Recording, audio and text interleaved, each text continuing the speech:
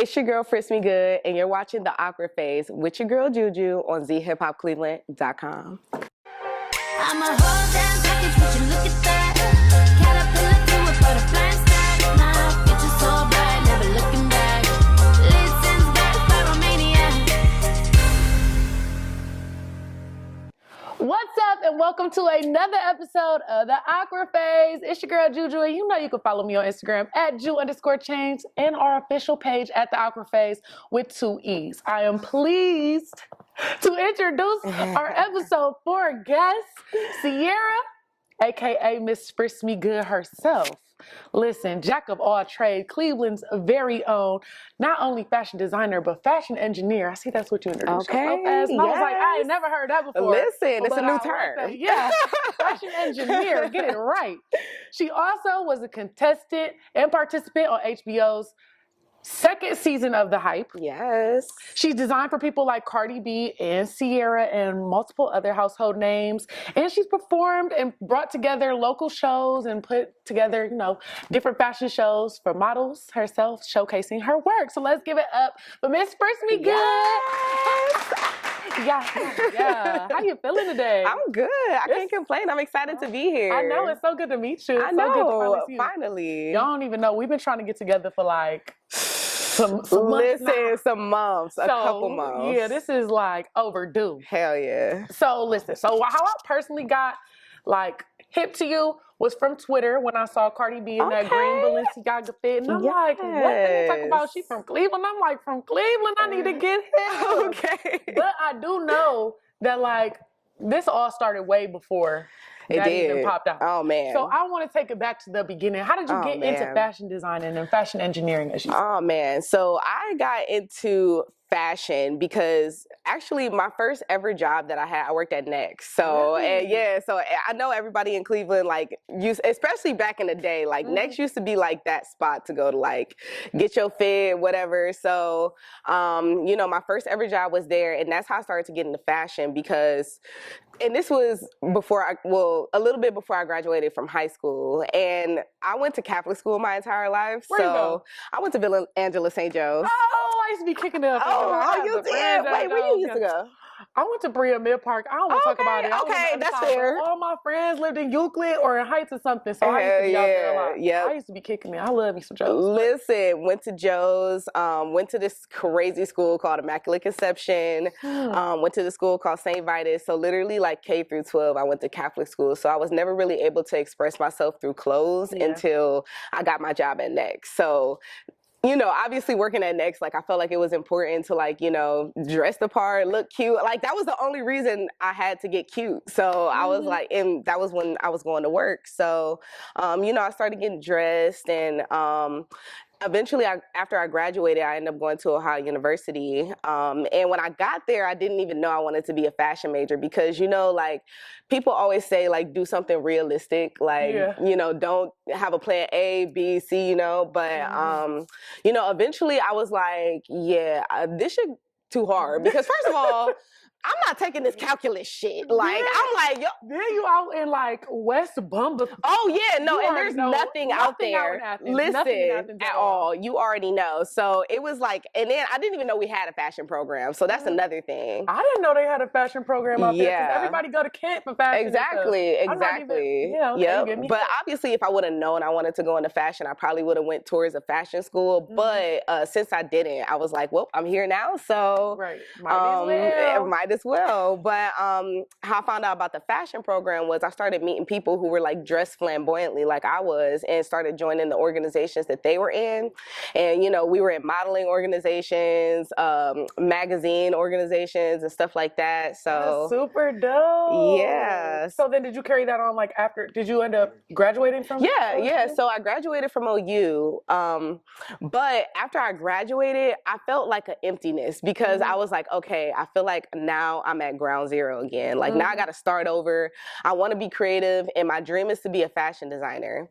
And I didn't start sewing until my junior year of college. So yeah. Really? Yeah. So, and then I was like pissed because I was like, damn, I should have went to fashion school. Like, what is wrong with me? But I was like, all right, well, I'm already at the home stretch now. So I need to just learn off of YouTube at this point. Self-taught. Self-taught all the way. Crazy. Hell yeah. So like, what intrigued you to start taking household items and making them into fashion?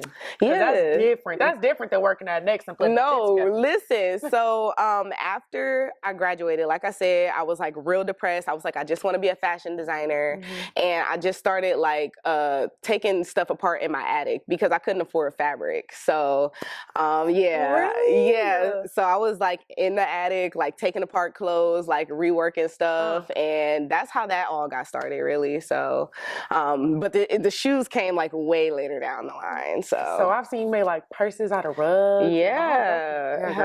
I was stalking. I was in your I'm like, oh, she's super, super dope. Thank you. So like working hard, finally seeing your work appreciated. Who was the first person that like you were excited to see a design in, even if it's not even somebody famous? Like the first person you're like, dang, I did. Okay. Yes. So the first person ever was actually Slick Woods. And I was doing LA Fashion Week. And this was so unexpected. Like, I didn't even know that was going to happen at all. But, like, I'm in this fashion show, and I heard they were having a special guest, but they didn't say who it was. So, like, my line is going on, and, like, we're getting towards the finale where we're about to do the clap out. And out of nowhere, like, Slick Woods walk in the back, and she's like, I want to walk. And I had this jacket, this, like, huge fur jacket that I made. And I took it off the girl. I was like, here, Slick. Take this right now. Not took it off the girl. I was like, give me that. Like, actually, this ain't even for you. Let me listen, I was like, hold up, Slick, come here.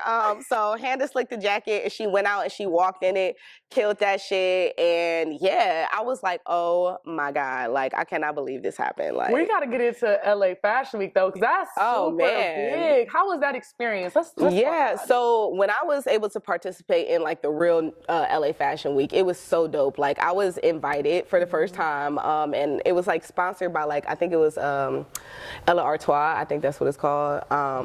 So they had me make like a whole new collection that nobody ever seen before, which I had 2 weeks to make that, a whole like 15 look collection, which was the stress crazy. that comes with this. Oh, it was job. crazy. It was literally insane. I disconnect from everything and I just lock in. Yep, I just act like this isn't even happening, and I act like I'm a sim, and then I got a command, and that's what I got to do.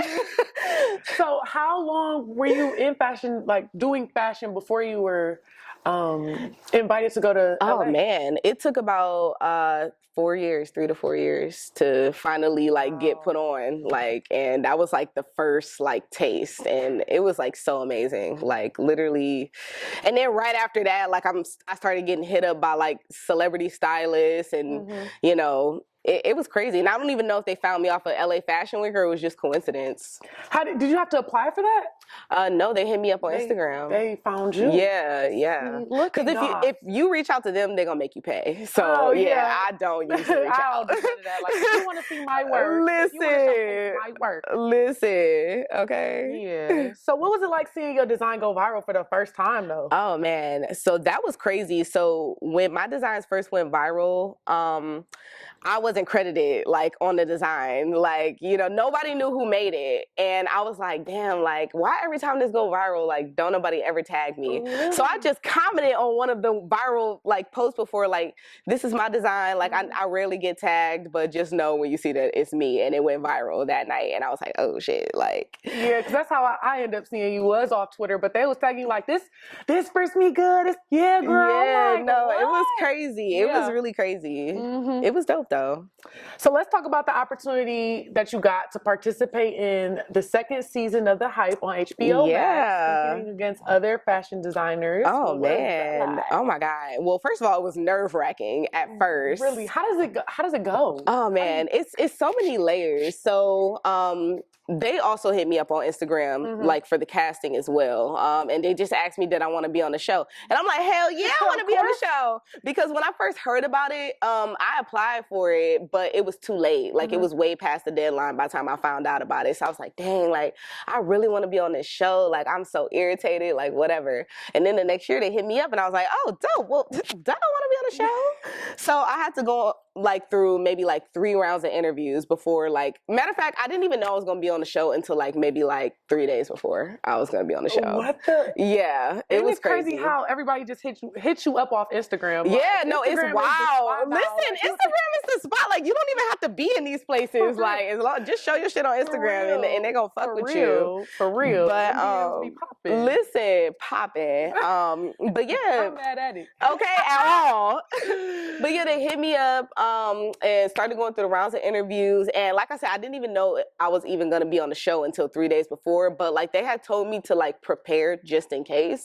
So I ended up like buying all this like supplies, all this fabric, all this stuff. And I was like, you know what? Even if I don't get it, at least I got all this stuff and I got a new collection to make. So. You got to bring your own supplies? Yes, they allow you to bring, I think it was 2 suitcases. And they would like, you know, provide the funds for the 2 suitcases. But if you go overweight, then you have to pay for it, which I had to do. So it was a lot, but I had a lot of stuff. But yeah, when I finally got there, it was just crazy. Like, I don't even know if I'm allowed to like disclose all of this stuff, but like, even when you get on the show, like, you can't talk to, I didn't see the other contestants for like, until like the moment we walked on set. Like, yeah, so they kept us all separated, even when we're doing like our B-roll and everything. Like, we're like all in like separate hotel rooms, so like you're by yourself like for days. It was like, that was the most isolated I've ever been. I was like, oh my god, well, at least it's like a fun type of jail, so it's cool. But like, it was kind of jailish. So,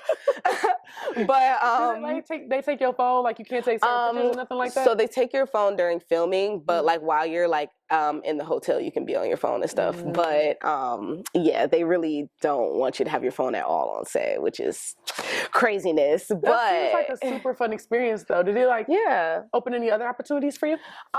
It definitely. Well, one thing the show did do for me that I love is I got verified off being on the show. So that's one thing that like, you know, happened. And then I also got like the Ivy Park thing, which basically after I had got eliminated on my episode, one of the judges, who is Beyonce's stylist, she was really feeling for me, and this wasn't set up or planned or anything. Yeah, Beyonce,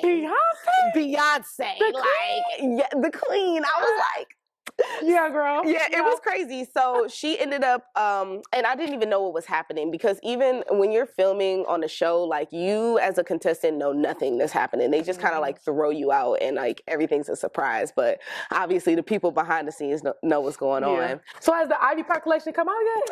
It actually already came out. Like, it came out like shortly after the show, which was really dope. My stuff got to be in the Ivy Park commercial, which was like crazy. Beyonce.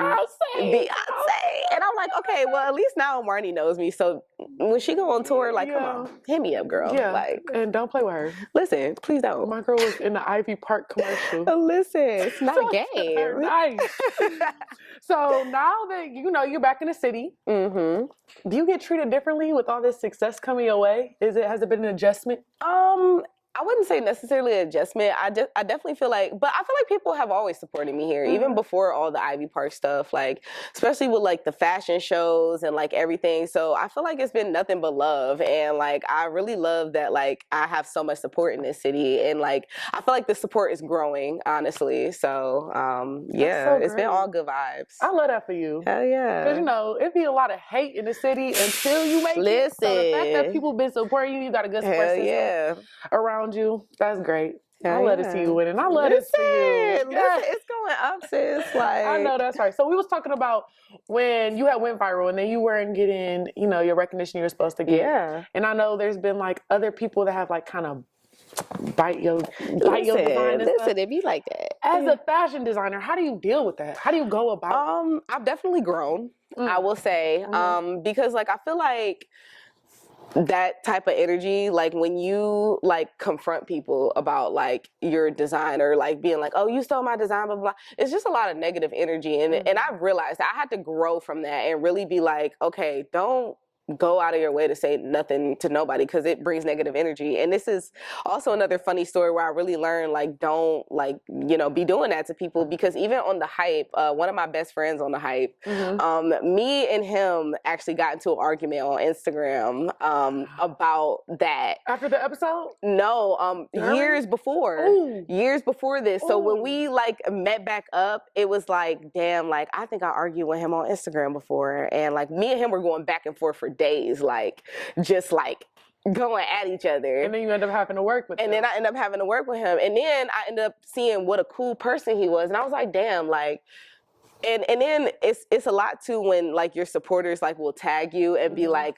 oh, this is Frisk be good. It kind of riles you up a little bit. So, you know, I've learned that like to just ignore it, because you never know who you're gonna work with in the future, and you never know like how that'll impact you, and you never know, y'all could be best friends, but y'all just argue because of some dumb stuff, you know?